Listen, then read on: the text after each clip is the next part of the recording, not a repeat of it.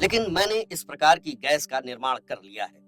लेकिन क्या उससे आदमी बर्फ के नहीं बनते या प्रिंसेस को उसके पास रहते कोई जाड़ा नहीं लगता? मिस्टर विजय, जैसा कि मैंने कहा, उस गैस में उपस्थित प्रत्येक वस्तु बर्फ में बदल जाती है, यहाँ तक कि आदमी भी। और ये जानकर तुम्हें अत्यधिक खुशी होगी कि कुछ ही समय में मैं इस गैस का इतना भंडार प्राप्त कर लूंगा कि इससे शहर के शहर बर्फ में बदले जा सकते हैं और फिर दुनिया को प्रिंसेस की शक्ति के समक्ष झुकना पड़ेगा। एक बार तो विजय भी उनके भयंकर इरादे से कांप गया था, लेकिन वो फिर बोला, तो फिर प्रिंसेस जैक्सन को जाड़ा क्यों नहीं लगता? प्रिंसेस के शरीर पर एक ऐसी धातु का कवच होता है जो गैस के प्रभाव से प्रभावहीन है और गैस इतनी अधिक मात्रा में नहीं होती कि हॉल में उपस्थित लोगों पर उसका प्रभाव पड़े। और जैक्सन के मुकुट की वो सुनहरी किरण क्या बला है जिससे उस बूढ़े को उसी स्थान पर स्थिर कर दिया था? अभी तुमने प्रिंसेस के मुकुट का एक ही कमाल देखा है। महान जैक्सन का ये मुकुट अनेक वैज्ञानिक चमत्कारों से सुसज्जित है। और ये मर्डरलैंड कहाँ है? रेगिस्तान के नीचे। लेकिन कैसे? इस प्रश्न पर थ्रिमलर ने प्रिंसेस जैक्सन की तरफ प्रश्नवाचक निगाहों से देखा तो प्रिंसेस ने कहा, जो मिस्टर विजय पूछें सब कुछ बता दो, क्योंकि अब मिस्टर विजय हमारे मंत्री हैं। इन्हें मर्डरलैंड की संपूर्ण स्थिति का ज्ञान होना आवश्यक है। और फिर थ्रिमलर ने बताना प्रारंभ किया। पहली बात तो ये कि हमने ऐसी मशीन का आविष्कार कर लिया है जिसके जरिए हम जब चाहें जहां चाहें तूफान ला सकते हैं। क्या उस मशीन को दिखाओगे? देखो, थ्रिमलर ने कहा तथा एक स्क्रीन का स्विच ऑन किया। स्क्रीन पर रेगिस्तान का दृश्य उभर आया। तभी थ्रिमलर बोला, ये मर्डरलैंड के ठीक ऊपर का रेगिस्तान है, जहां तुम लोगों को रेगिस्तान में फंसाया गया था। देखो, अब यहाँ तूफान लाया जाएगा। कहने के साथ ही थ्रिमलर ने एक स्विच ऑन किया और फिर आशा और विजय के देखते ही देखते स्क्रीन के दृश्य में रेगिस्तानी तूफान नजर आने लगा। अब देखो, ये तूफान कैसे लाया गया, थ्रिमलर ने कहा तथा एक अन्य स्विच ऑन कर दिया। धीरे धीरे तूफान रुक गया तथा स्क्रीन पर रेगिस्तान के रेत के स्थान पर वायुमंडल का दृश्य उभर आया। वायुमंडल में अर्धचंद्र के आकार में कुछ मशीनें हवा में टंगी नजर आ रही थीं। प्रोफेसर उन्हीं मशीनों की बनावट तथा कार्यविधि समझाता हुआ बोला, स्क्रीन पर उपस्थित मशीन के सबसे पिछले भाग में एक नली लगी हुई है तथा तुम देख रहे हो कि इस नली का संबंध रबर के एक बहुत बड़े ब्लैडर से है। वास्तव में इस नली में एयर फनर नामक ऐसा यंत्र लगा है जो अपने आसपास की वायु को अपने अंदर समेट लेता है तथा वो संपूर्ण वायु रबर के उस विशाल ब्लैडर में एकत्रित होती रहती है तथा ब्लैडर के आगे तुम विशेष ढंग से मुड़े स्टील के कुछ यंत्र देख रहे हो। ये यंत्र ब्लैडर की वायु को तीव्रतम वेग से बाहर फेंकते रहते हैं। इन्हें जेट कहते हैं और ये तीव्रतम वेग इतना तीव्र होता है कि वायु तूफान का रूप धारण कर लेती है। और तुम देख रहे हो कि हवा में कितनी ही मशीनें टंगी हुई हैं जो साधारण वायु को समेटकर तूफानी वेग से फेंकती हैं, अर्थात तूफान ला देती हैं। लेकिन ये हवा में कैसे टिकी हुई हैं? ध्यान से देखो, प्रत्येक मशीन के दोनों तरफ एक एक किरण उपस्थित है। इन किरणों में एक नेगेटिव है तथा दूसरी पॉजिटिव, और तुम जानते हो कि नेगेटिव और पॉजिटिव के बीच की चीज स्थिर रह जाती है। लेकिन जब हम रेगिस्तान में थे तो ये चमकी क्यों नहीं? क्योंकि उन्हें किरणों द्वारा अदृश्य कर दिया जाता है। इस समय सिर्फ तुम्हें दिखाने के लिए इन पर से वे किरणें उठा दी हैं। तो फिर इस मशीन से अगर कहीं तूफान लाने के विषय में सोचा जाए तो काफी परेशानियां होंगी, जैसे मशीनों का वहां पहुंचाना।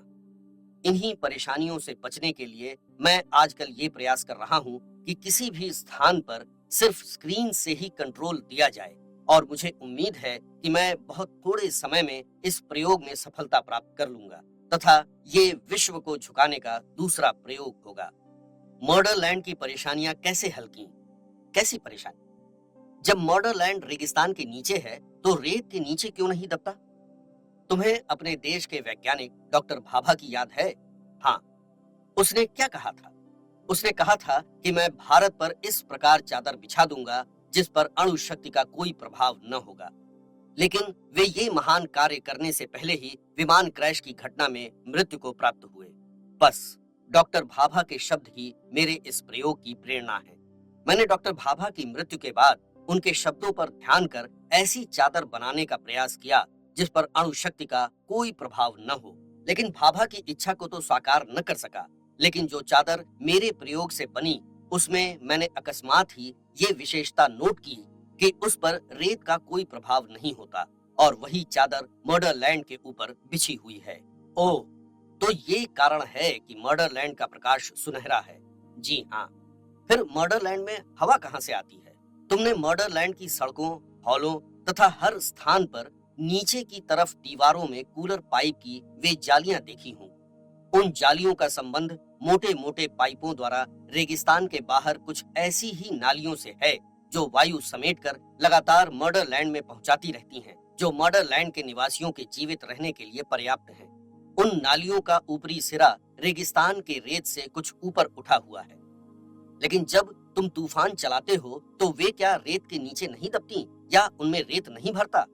पहली बात तो ये कि हम तूफान का रुख उस तरफ करते ही नहीं जिस तरफ ये नालियां हैं। नालियों में रेत न भर जाए, इस सुरक्षा हेतु नालियों के मुंह पर ढक्कन फिट कर दिए गए हैं, जो तूफान के समय थोड़ी देर के लिए बंद कर दिए जाते हैं। ओ, और मर्डरलैंड की दीवारों के ऊपरी हिस्से में सांस आदि की खराब वायु बाहर निकालने के लिए जो बड़े बड़े पाइपों से होती हुई बाहर जाती रहती हैं, उसके लिए भी वैसी ही व्यवस्था है। और पानी, मर्डरलैंड के नीचे, बहुत नीचे सागर है, जहां से सागर के पानी को बीच में ही पीने के योग्य बनाकर मर्डरलैंड में सप्लाई किया जा रहा है तथा उसी से समस्त मर्डरलैंड को बिजली मिलती है। और ये है मर्डरलैंड की समस्त बिजली का मेन स्विच। थ्रिमलर एक स्विच की तरफ इशारा करके बोला। अच्छा। विजय इस तरह गर्दन हिलाकर बोला जैसे सब कुछ समझ गया हो। मर्डरलैंड में सिगरेट पीना इसलिए मना है क्योंकि उससे दुर्गंध बढ़ती है, अतः वायु में अशुद्धि आ जाती है। ये तो हम समझ गए, लेकिन इस सब के लिए धन कहाँ से आता है? इसके विषय में महान जैक्सन बताएंगी। क्यों मम्मी? विजय ने जैक्सन की तरफ देखा। इसके अनेक रास्ते हैं। मर्डरलैंड के अनेक एजेंट धरती पर बिखरे पड़े हैं जो काला धंधा करके धन कमाते हैं। वैसे विशेष जरिया देश विदेश के जहाजों का अपहरण करना है। वो कैसे? मर्डरलैंड के एजेंट कभी भी जहाज पर कब्जा कर लेते हैं तथा उसे किरणों के प्रभाव में लाकर अदृश्य कर देते हैं। फिर उसकी खोज में सारा विश्व झक मारता है, लेकिन वो किसी को मिले तो तभी जब वो चमकता है। काफी अच्छी योजना है। तो तुम मर्डरलैंड के विषय में सब कुछ जान चुके हो? Yes mummy.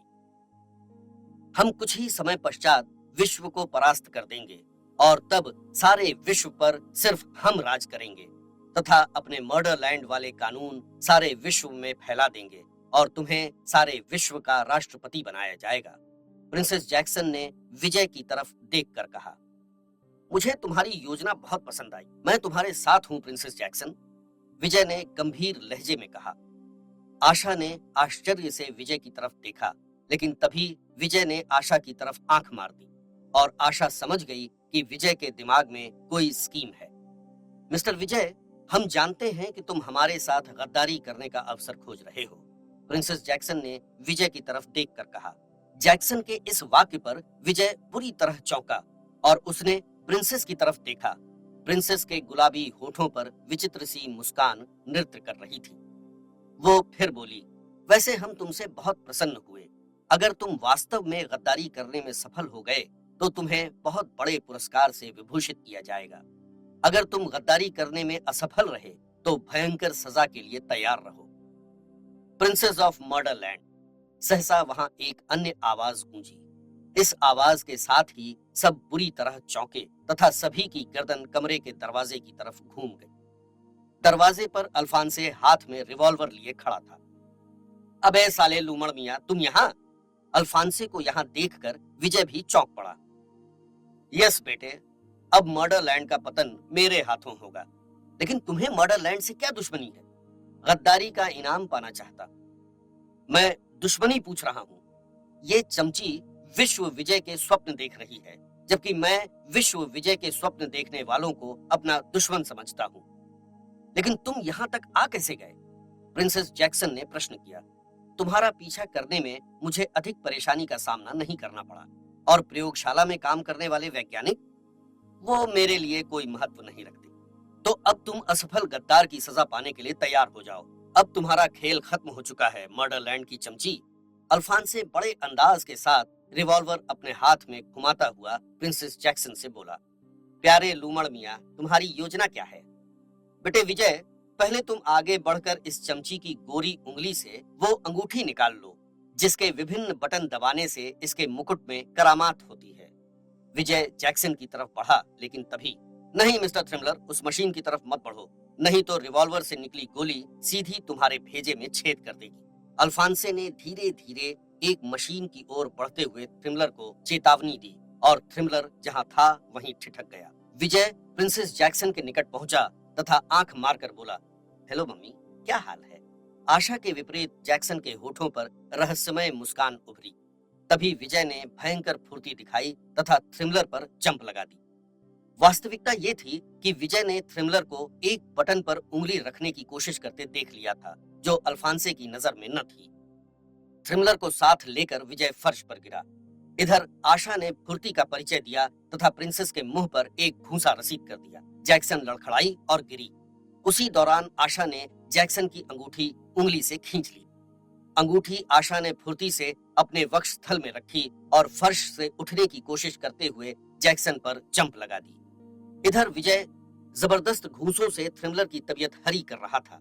अल्फांसे के होठों पर विचित्र सी मुस्कान थी और वो रिवॉल्वर हाथ में लिए आराम से खड़ा प्रिंसेस, विजय और थ्रिमलर की लड़ाई देख रहा था। जैक्सन भी एक सफल लड़ाका की भांति उछलकर खड़ी हो गई। आशा ने अपने दोनों हाथों को कराटे की शक्ल दी और सतर्क होकर जैक्सन की तरफ बढ़ी। तभी सहसा प्रिंसेस जैक्सन हवा में उछली और उसने अपनी दोनों टांगों का वार आशा के चेहरे पर किया। आशा जैक्सन के इस वार से स्वयं को बचा न सकी और लड़खड़ा कर गिरी। तभी जैक्सन ने आशा पर जंप लगाई और फर्श पर ही पकड़ लिया। आशा ने उठने का प्रयास किया लेकिन सफल न हो सकी। प्रिंसेस की पकड़ अति सख्त होती जा रही थी। आशा का गला घुटने लगा, उसका मुखड़ा लाल हो गया। उसे लगा जैसे प्रिंसेस जैक्सन की उंगलियां न होकर फौलादी उंगलियां हैं, जो अब उसका अंत करके ही गर्दन से हटेंगी। उसने विजय को पुकारना चाहा, लेकिन असफल रही। उसका गला घुट रहा था, उसकी आंखें लाल हो गईं। आशा ने अपनी संपूर्ण शक्ति को समेटकर मरने से पहले एक प्रयास और करना चाहा। उसने अपनी टांगें प्रिंसेस जैक्सन के पेट में लगाईं और एक तीव्र झटका दिया। जैक्सन की उंगलियां आशा के गले से हटीं और वो पीछे जाकर गिरी। आशा भी उछलकर खड़ी हो गई। जैक्सन फिर सामने थी। दोनों के हाथ कराटे की शक्ल में थे।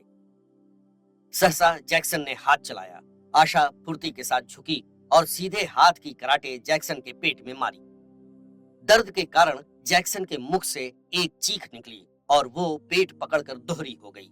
तभी आशा की एक और कराटे जैक्सन की गर्दन पर पड़ी। जैक्सन मुंह के बल फर्श पर गिरी। आशा अपने हाथों को उसी शक्ल में लिए जैक्सन को उठाने का अवसर देती रही। तभी जैक्सन उठी। इस बार जैक्सन का रूप देखने लायक था। क्रोध से उसकी आंखें लाल थीं। उसके होंठ के कोने से खून की धारा निकल रही थी। उसके खूबसूरत जबड़े पर इस समय खतरनाक भाव थे। रेशमी बाल इधर उधर बिखर रहे थे। इस समय जैक्सन खतरनाक नागिन लग रही थी। क्रोध से जलती आंखों के साथ दांत पीसती हुई जैक्सन आशा की तरफ बढ़ी। सहसा आशा ने एक जबरदस्त घूंसा जैक्सन के चेहरे पर रसीद किया। एक झटके के साथ जैक्सन दूर जा गिरी और इस बार जब जैक्सन उठी तो उसके हाथों में एक कांटेदार हंटर था, जो उसने वहीं से उठा लिया था जहां वो गिरी थी। खतरनाक नागिन, वह बिफरी हुई शेरनी की भांति हंटर को हाथ में लहराती जैक्सन आशा की तरफ बढ़ी तथा चीख कर बोली, तुम लोग धरती पर जीनियस व्यक्तियों में गिने जाते हो, जबकि मर्डरलैंड में तुम बिल्कुल मूर्ख बना दिए गए हो। जैक्सन, विश्व विजय के स्वप्न कभी साकार नहीं होते। अब तुम्हारे इस मर्डरलैंड की तबाही में अधिक समय नहीं है। आशा भी उसी प्रकार बोली। सड़ाक! सहसा जैक्सन ने खतरनाक ढंग से हंटर घुमाकर आशा के शरीर पर मारा। आशा के मुख से चीख निकल गई। हंटर कांटेदार होने के कारण आशा के कपड़ों की कतरनों के साथ उसका मांस भी ले गया। जैक्सन का हाथ फिर हवा में लहराया, फिर आशा की चीख और फिर तो जैक्सन जैसे पागल हो गई हो। भयानक ढंग से उसका हंटर हवा में लहराता, आशा की चीख गूंजती और मांस उधड़ जाता। पागलों की भांति चीख चीख कर जैक्सन हंटर बरसा रही थी। ये लगभग 8वां वार था। अब आशा ने हंटर हाथ में पकड़ लिया, लेकिन हंटर कांटेदार था। खतरनाक नुकीले कांटे आशा के हाथों में धंस गए। हाथों में खून रिसने लगा। जोरदार पीड़ा हुई, लेकिन आशा ने दांतों पर दांत जमाए तथा कांटेदार हंटर अपने हाथ में जोर से पकड़कर एक तीव्र झटका दिया। हालांकि जोर से पकड़ने पर हंटर के कांटे आशा के हाथ में धंस गए तथा छेद बना गए थे और ढेर सारा खून बह गया, लेकिन उसने इस पीड़ा को सहन करते हुए जो झटका मारा तो जैक्सन के हाथ से हंटर छूट गया और वो धड़ाम से फर्श पर गिरी। अब हंटर आशा के हाथ में था। जगह जगह से आशा के कपड़े फट चुके थे तथा मांस झांक रहा था। एक हंटर आशा के वक्ष वाले स्थान से आशा के कुर्ते और ब्रा की कतरे भी ले गया था, जिससे उसके दूध समान वक्ष का थोड़ा सा हिस्सा नग्न हो गया था। लेकिन इस बात से बेखबर आशा ने जोरदार हंटर का वार जैक्सन पर कर दिया। जैक्सन के शरीर पर एक सर्पाकार रेखा बन गई और अब आशा बेतहाशा हंटर बरसा रही थी तथा जैक्सन चीख रही थी। इधर थ्रिमलर भी लगातार विजय का सामना कर रहा था।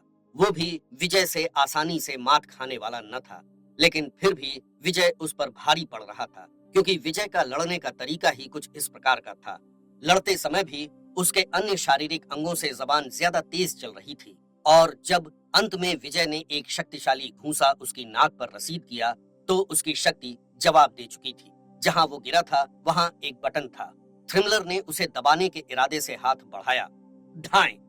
इससे पहले कि वो बटन दबाता, गोली उसके चेहरे पर लगी तथा उसका चेहरा ध्वस्त हो गया। अल्फांसे ने बड़े आराम से अपनी रिवॉल्वर की नाल के धुएं पर फूंक मारकर कहा, ये तो गया जिसके खातिर ये प्रयोगशाला थी।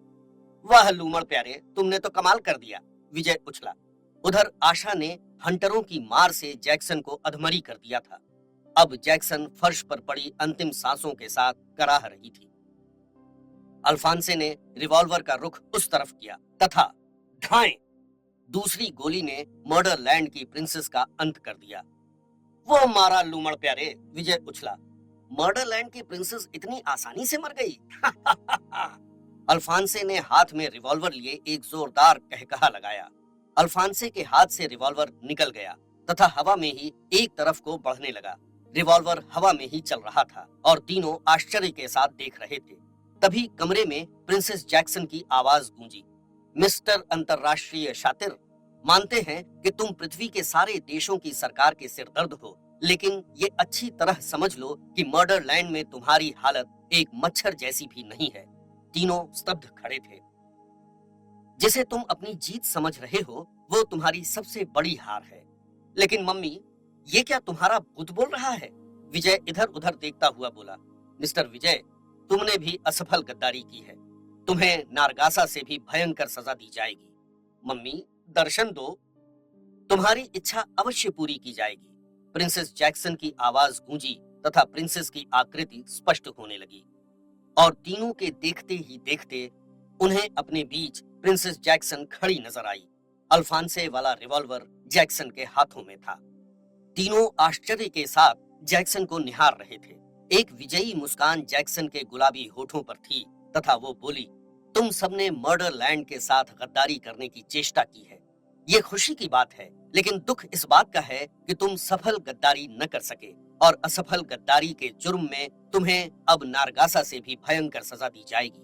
लेकिन मम्मी, ये डबल रोल का क्या चक्कर है? ये कोई जासूसी उपन्यास या फिल्म नहीं है जो डबल रोल होगा। ये मेरी एक सेविका थी जो मेरे मेकअप में थी। तो मम्मी काफी होशियार हो। मिस्टर विजय, अभी तुम्हारे पास वो शक्ति नहीं है जो प्रिंसेस जैक्सन को मार सके। अरे राम राम, हम भला अपनी मम्मी को मारने के विषय में कैसे सोच सकते हैं? अब आप तीनों एक तरफ खड़े हो जाएं। नहीं मम्मी, पहले हम आपके चरण स्पर्श करेंगे। मिस्टर विजय, बदतमीजी छोड़कर आदेश का पालन करो। अगर चरण स्पर्श करना बदतमीजी है तो ये बदतमीजी हम अवश्य करेंगे। विजय को न जाने क्या सूझा कि वो जैक्सन की तरफ बढ़ने लगा। वहीं रुक जाओ मिस्टर विजय, प्रिंसेस ने चेतावनी दी। नहीं मम्मी, हम चरण स्पर्श अवश्य करेंगे। विजय ने उसी प्रकार कहा तथा बेधड़क होकर जैक्सन की तरफ बढ़ता रहा। ढाई। प्रिंसेस ने गोली चलाई, लेकिन संग आर्ट का माहिर विजय, गोली खाली गई। दूसरी गोली चली, खाली गई, और इस प्रकार रिवॉल्वर खाली हो गया। तभी अल्फांसे भयंकर तेजी से मेन स्विच की तरफ झपटा। इधर विजय ने जैक्सन पर जंप लगाई, लेकिन तभी जैक्सन के मुकुट से सुनहरी किरण निकली और विजय बीच में ही स्थिर रह गया। लेकिन अल्फांसे भयंकर फुर्ती के साथ मेन स्विच तक पहुंच गया तथा उसने तेजी से मेन स्विच दबाया, लेकिन कोई परिवर्तन नहीं आया। अल्फांसे कुछ देर तक कोशिश करता रहा, लेकिन निरर्थक, लाइटें उसी प्रकार जल रही थी। मिस्टर अल्फांसे, हम लोग इतने बेवकूफ नहीं जो इतनी आसानी से तुम्हें सब कुछ ठीक ठीक बता दें, प्रिंसेस मुस्कुराकर बोली। अल्फांसे फिर स्तब्ध रह गया। इस बार वो लगातार मात खा रहा था। आशा मूर्खों की भांति अपने स्थान पर खड़ी थी। आखिर वो करती भी क्या? मिस्टर विजय, तुम अगर मेरे शरीर से टकरा जाते तो निश्चित रूप से अब तक समाप्त हो गए होते, लेकिन क्योंकि तुम्हें भयंकर सजा देनी है, इसलिए तुम्हें इस किरण से रास्ते में ही रोककर बचा लिया है। विजय उसी पोज में स्थिर था। अब मैं तुम्हें आजाद करती हूँ। कहने के साथ ही सुनहरी किरण उसके मुकुट से वापस लौट गई और विजय हिला तथा बोला, मम्मी, तुम वास्तव में कमाल करती हो। अब तुम तीनों में से कोई भी कुछ हरकत न करे, क्योंकि ये कमरा पूरी तरह मेरे आदमियों से घिरा हुआ है। अगर यकीन ना आए तो देख सकते हो। और अब इन तीनों ने अपने चारों तरफ देखा तो जैक्सन के शब्दों की सच्चाई का प्रमाण मिल गया। कमरे की चारों दीवारों में छोटे छोटे सुराख नजर आ रहे थे, जिनमें से मशीन गनों की नालियां अंदर झांक रही थीं। लेकिन अल्फांसे भी यूं मात खाने वाला न था। उसके दिमाग में अब भी एक योजना कुलमुला रही थी और वो उसको कार्य रूप देना चाहता था। उसकी नजर इस समय अपने पास ही पड़े फौलाद के बने उस हंटर पर थी, जिससे आशा ने नकली जैक्सन को अधमरा किया था। इस बार उसने जो कुछ किया विद्युत गति से किया। उसने फर्श पर पड़ा हंटर उठाया और फिर खींचकर उसे कमरे में जल रही ट्यूब पर मारा। उसने इतनी फुर्ती दिखाई थी कि कोई कुछ समझ न पाया। फड़ाक! मरकरी ट्यूब टूट गई। साथ ही कमरे में घुप अंधेरा। Rate rate rate! मशीन गनों के मुंह खुले, लेकिन विजय ने उससे पूर्व ही आशा को धक्का दिया तथा स्वयं भी फर्श पर गिर गया। सैकड़ों सनसनाती गोलियां उनके ऊपर से निकलकर दीवारों में धंस गईं। कमरे में घुप अंधेरा था। विजय रेंग कर आशा के शरीर के करीब पहुंचा और फुसफुसाया, आशा, तुम जैक्सन बनोगी? अल्फांसे ने हंटर ट्यूब में मारा तथा फुर्ती के साथ फर्श पर लेट गया। अगले ही पल यहाँ अंधेरा था, घुप अंधेरा। वो फर्श पर रेंगता हुआ अनुमान से जैक्सन की तरफ बढ़ रहा था। सनसनाती हुई गोलियां उसके ऊपर से गुजर रही थीं। अभी वो अधिक नहीं रेंग पाया था कि सहसा वो नीचे गिरता चला गया। उसकी समझ में नहीं आ रहा था कि वो नीचे कहाँ गिरता जा रहा है। सहसा वो किसी गद्देदार तल से टकराया। उसे कोई विशेष चोट नहीं आई थी। चारों तरफ गहन अंधकार था, गहन सन्नाटा था। कभी कभी गोलियां चलने की ध्वनि उसके कानों में पड़ जाती। वो कुछ भी नहीं देख पा रहा था।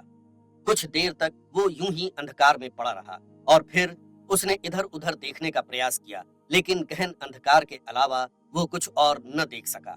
मिस्टर अंतर्राष्ट्रीय शातिर, सहसा अंधेरे में जैक्सन की आवाज गूंजी, अब यहाँ तुम्हें तुम्हारी गद्दारी की भयंकर सजा दी जाएगी।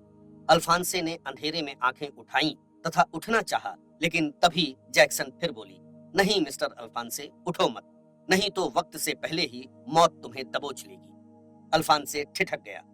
अब तुम शायद देखना चाहोगे कि तुम कहाँ हो। जैक्सन की आवाज गूंजी तथा साथ ही वो स्थान प्रकाश से जगमगा गया। और अब अल्फांसे ने अपने चारों तरफ का दृश्य देखा तो एक ठंडी लहर उसके शरीर में दौड़ गई। वो थोड़ा भयभीत हो गया। आंख फाड़ फाड़ कर वो चारों तरफ का दृश्य देख रहा था। इस समय वो एक बहुत बड़ी टंकी में कैद था और टंकी के चारों तरफ कुछ इस प्रकार की आकृतियां बैठी उसे घूर रही थीं, जिन्हें न वो जानवर ही कह सकता था न इंसान ही। उनका चेहरा अवश्य इंसान से मिलता था, लेकिन चेहरे पर मौजूद आंखें निश्चित रूप से किसी भैंस की रही होंगी। चेहरे से नीचे का संपूर्ण शरीर मेढक का था, लेकिन बहुत बड़ा था। चिकनी हरी हरी मेढक का था। उनके सांस लेने के कारण चारों तरफ सूं सूं सी आवाज हो रही थी। वे किसी भैंस के समान तेजी से सांस ले रहे थे।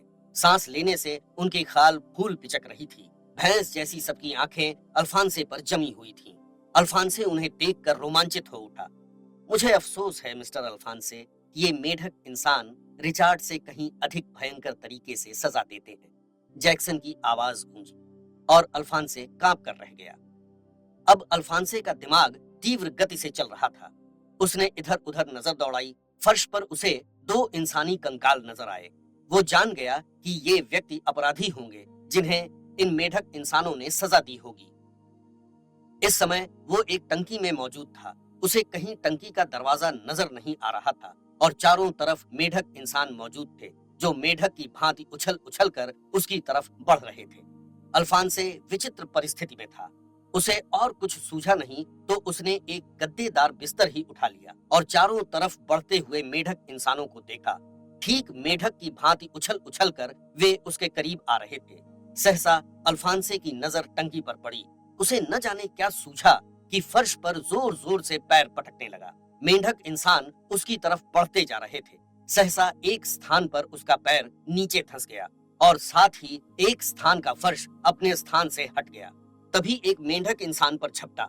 अल्फांसे ने उसके ऊपर बिस्तर फेंक दिया और फिर फौरन फर्श के नीचे जंप लगाई। जंप लगाते समय अल्फांसे सिर्फ ये देख सका कि मेढक इंसान के एक ही झटके में बिस्तर टंकी के दूसरे कोने में जा गिरा था। अल्फांसे का शरीर पानी से टकराया और फिर अल्फांसे स्वयं को संभाल न सका। पानी का बहाव अत्यंत तीव्र था। अंधकार में वो पानी के बहाव की तरफ बहता चला जा रहा था। अंधेरे में उसने कुछ दूर बहने के बाद पानी से ऊपर निकलकर हाथ ऊपर उठा दिए। सहसा उसके हाथ में कोई रिक्त स्थान आ गया था और अब उसका ऊपरी भाग स्थिर हो गया था तथा निचला भाग पानी के बहाव के साथ बहने का प्रयास कर रहा था। लेकिन काफी प्रयास करने के बाद वो पानी से ऊपर ही आ गया। ये भी एक उसी प्रकार की टंकी थी जहाँ ट्यूब जल रही थी तथा शुक्र था कि टंकी खाली थी। अल्फांसे ने देखा टंकी का ऊपरी भाग भी खुला हुआ था। वो तेजी के साथ एक पाइप के जरिए ऊपर चढ़ गया तथा वहां से एक कमरे में पहुंच गया। वो पानी से तर था लेकिन इस बात की परवाह किए बिना वो कमरे से बाहर आ गया। तभी उसके कानों से गोलियां चलने की ध्वनि टकराई। वो दूसरे कमरे में घुस गया। इस कमरे में बम राइफलें वगैरह रखी हुई थी। अल्फांसे की आंखों में चमक उभरी और उसने 5-6 हैंड बम अपनी जेब में ठूस लिए तथा एक टाइम बम उसने उसी कमरे में फिक्स कर दिया और राइफल संभाल कर आगे बढ़ा। अंधेरे में ही आशा नकली जैक्सन की तरफ बढ़ी तथा जैक्सन के कपड़े और जैक्सन का फेस मास्क उतारकर अपने चेहरे पर लगा दिया। गोलियां अब भी उसके चेहरे से गुजर रही थी। इस बीच विजय ने आशा के कपड़े नकली जैक्सन के शरीर पर पहना दिए और अब अंधेरे ही अंधेरे में आशा जैक्सन बन गई। फायरिंग बंद कर दो। आशा के मुख से ठीक जैक्सन की आवाज निकली। आदेश का पालन हुआ तथा कमरे में टॉर्चों का प्रकाश फैल गया और उस समय मन ही मन स्वयं विजय भी चौंक गया जब उसने कमरे में दूसरी जैक्सन की लाश देखी थी जो गोलियों से बिधी हुई थी। चलो, विजय को आदेश देती हुई आशा बोली और फिर वे बड़े आराम से कमरे से बाहर निकल गए। अभी वे कुछ ही दूरी तय कर पाए थे कि सहसा वहां जैक्सन की आवाज गूंजी। इन्हें पकड़ लो, ये जैक्सन नहीं आशा है। मशीन गनें तनी लेकिन विजय ने उनके ट्रिगर दबाने से पहले ही उन्हें अपने रिवॉल्वर का निशाना बनाया। 2 मशीन गनधारी गिरे। तभी झपट कर विजय ने एक गन उठाई तथा विद्युत गति से झपट कर गैलरी में बने एक खंबे की बैक में हो गया। और इससे पहले कि वे कुछ करें विजय ने उन्हें भून दिया और आशा का हाथ पकड़कर एक तरफ को भागा। जब वो आया था तो उसने अपने काम की हर वस्तु पहले ही दिमाग में बैठा ली थी। अतः वो एक ऐसे कमरे में पहुंचा जहां रबर की पोशाकें टंगी हुई थीं और अगले ही पल उनमें से 2 पोशाकें उन दोनों के शरीरों पर थी। तभी प्रयोगशाला में कई मशीन गनें गूंजी। हमारे लूमड़ प्यारे भी शायद उधम मचा रहे हैं। विजय बड़बड़ाया तथा आशा का हाथ पकड़कर भागा। रास्ते में वो न जाने कितनों का सफाया करता रहा।